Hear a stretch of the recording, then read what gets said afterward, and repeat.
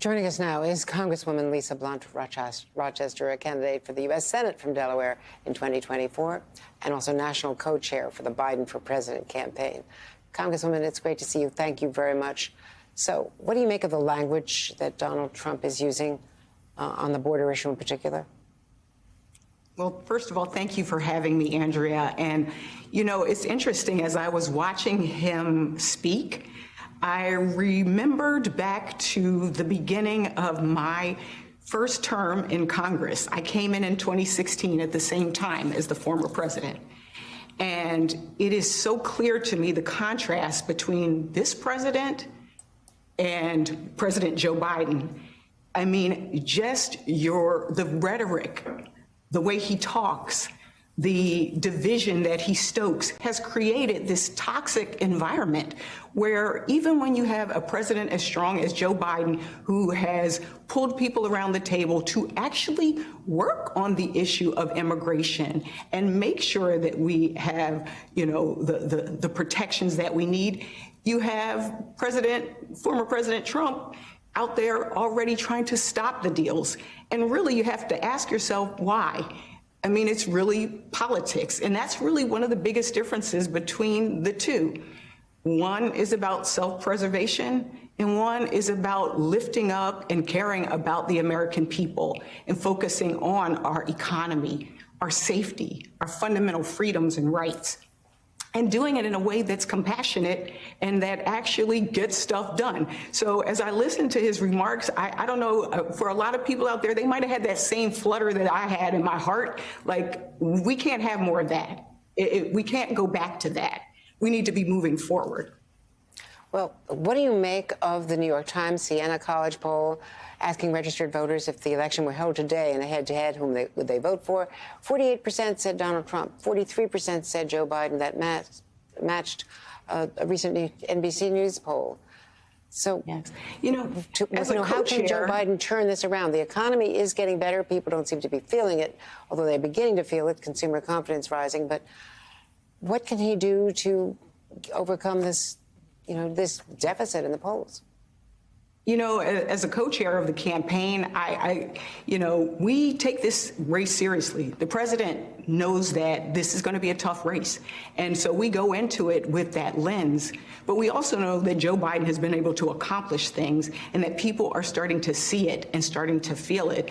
Again, the contrast of someone who has talked about infrastructure and Joe Biden and Kamala Harris with the House and Senate Democrats who have actually passed a bipartisan infrastructure bill that has helped our roads, our bridges, given people access to broadband, our veterans being able to get benefits through the PAC Act, seniors being able to have their insulin prices capped at $35. And so for us, our message is get the message out there, let people see, feel, hear what we've done, but also recognize that it's still a tough time. We are coming out of a historic pandemic. I will say that to us, the biggest indicator is not necessarily the polls, but what people do in the voting booths at the polls. And this last, as you've seen, the past few early primaries, President Biden has shined 90%. 86% when you look at places like South Carolina, even in New Hampshire where he wasn't on the ballot, he got 60%. And so we look at what the voters are saying. We want there to be this sense of urgency. And I even look at who's contributing to this campaign. We've had historic grassroots support from teachers, retirees, you name it, in addition to a new campaign headquarters where it is filled with young, as well as some seasoned people like me, young, energetic folks across the country that are working on this campaign. So we're excited, but we want people to have that sense of urgency to vote for Joe Biden and Kamala Harris. But then, of course, you look at Michigan, and I think you would admit that no Democrat is going to win the presidency without Michigan. It is critical. More than 100,000 Michigan Democratic primary voters casting ballots for uncommitted to protest the Biden administration's support for Israel in the war with Hamas, the continued arming of Israel, as much as they now are trying really with these, airdrops to get some meals in. It's not nearly what is needed with hundreds of truckloads that need to get in, and that Israel is resisting opening more border crossings.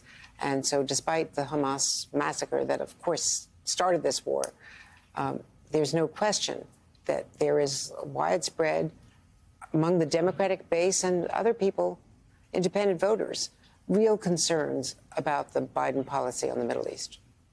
Yes. Well, first of all, I want to lift up Vice President Harris's speech yesterday, this recent speech where she called for the immediate ceasefire and the release of the hostages, as well as dealing with this humanitarian crisis as it is. We look at Michiganders and say, we're proud that folks are exercising their democratic right. They have a voice and we want them to use it, unlike even in my own state of Delaware, where we just had Supreme Court rulings that are trying to limit people's access to voting. For us, we want to make sure, again, that we work for every single vote. This president, every day, every night, is working to ensure that we have a peaceful solution, a two-state solution, and that we stop the violence and the bloodshed that we're seeing. And so we are sure that Michiganders will look at the results of what this president has done as we get toward Election Day and see a clear choice between someone who is caring and uplifting the American people as opposed to someone who is really focused on himself.